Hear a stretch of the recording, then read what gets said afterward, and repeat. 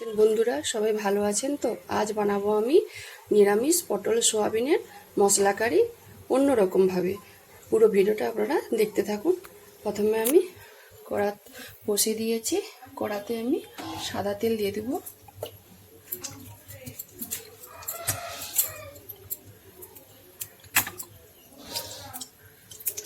তেলটা ভালো করে গরম হোক।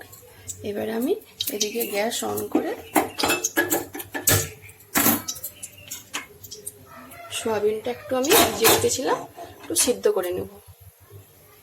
তেল ভালো করে গরম হয়ে গেছে, দেখুন ধোঁয়া উঠতে শুরু করে দিয়েছে। এইবারে আমি পটলগুলো ভেজে নেব। দেখুন পটলগুলো ভাজতে বসে দিয়েছি। এর মধ্যে আমি সামান্য একটু হলুদ আর এক চামচ নুন দিয়ে ভালো করে নাড়াচাড়া করে আমি ঢাকা দিয়ে দিয়ে লাল লাল করে ভেজে নেব। এদিকে আমি মশলা নিয়েছি, টমেটো দুটো বড় বড়, শুকনো লঙ্কা, সাদা তিল, কাজু বাদাম আর আদা। এটা আমি ভালো করে কড়াতে দিয়ে দেবো। দিয়ে একটু জল দিয়ে আমি জিনিসটাকে সিদ্ধ করে নেব। মশলাটা ভালো করে আমি সিদ্ধ করে নেব।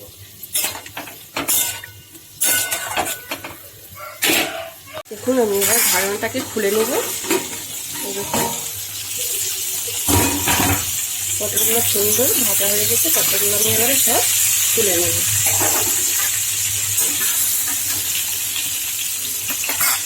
পটলগুলো সব ভেজে তুলে নিয়েছি। এবারে সোয়াবিনগুলো সিদ্ধ করে নিয়েছিলাম, এবারে ভালো করে এগুলোকে ধুয়ে নিয়েছি আমি। এবারে আমি ওই পটল ভাজার তেলে ভালো করে আমি একটু ভেজে নেব।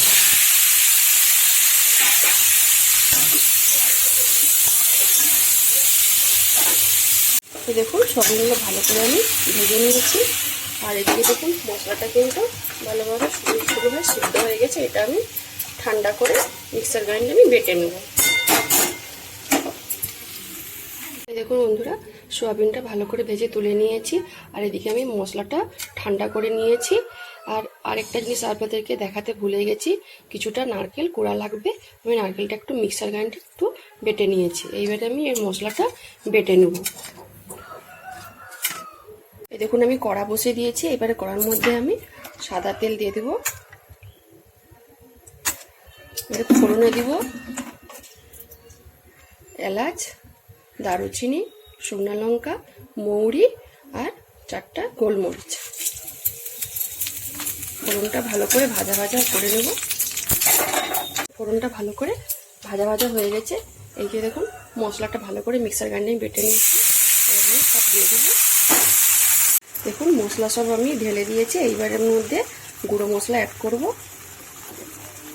1 চামচ কাশ্মীরি লঙ্কা গুঁড়ো আর 1 চামচ জিরে গুঁড়ো আর সামান্য হলুদ গুঁড়ো। ভালো করে নাড়াচাড়া করে মশলাটা আমি কষিয়ে নেব। মশলাটা ভালো করে ভাজা ভাজা হয়ে গেছে, সাইড থেকে তেল ছাড়তে শুরু করে দিয়েছে। এবারে আমি ভেজে রাখা পটল আর সোয়াবিনটা দিয়ে দেব। ভালো করে মিশিয়ে নেব মশলাটা। আর দেবো আমি মশলা ধোয়া জল। ভালো করে নাড়াচাড়া করে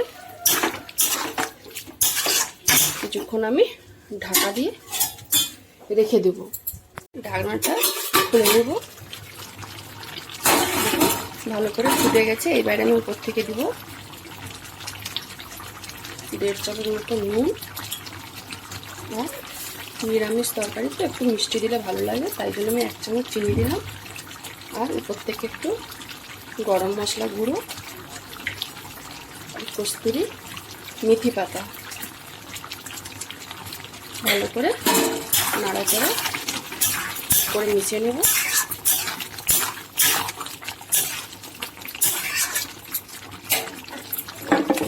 সামান্য ঘি দিয়ে আমি নামিয়ে নেব। আর দিব নারকেল কুড়ো।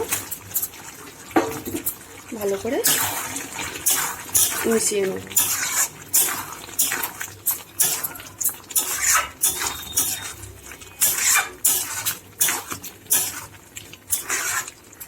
এবারে আমি জায়গাতে ঢেলে নিয়েছি।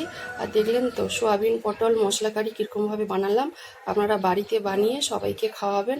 আর এরকম রান্না দেখতে চাইলে তাহলে অবশ্যই আমাকে কমেন্ট করবেন। আর এরকম নতুন নতুন রান্না ভিডিও পেতে অবশ্যই ভোজন প্রিয়সী রান্নাঘর চ্যানেলকে সাবস্ক্রাইব করে পাশে ঘন্টিটাকে ক্লিক করবেন।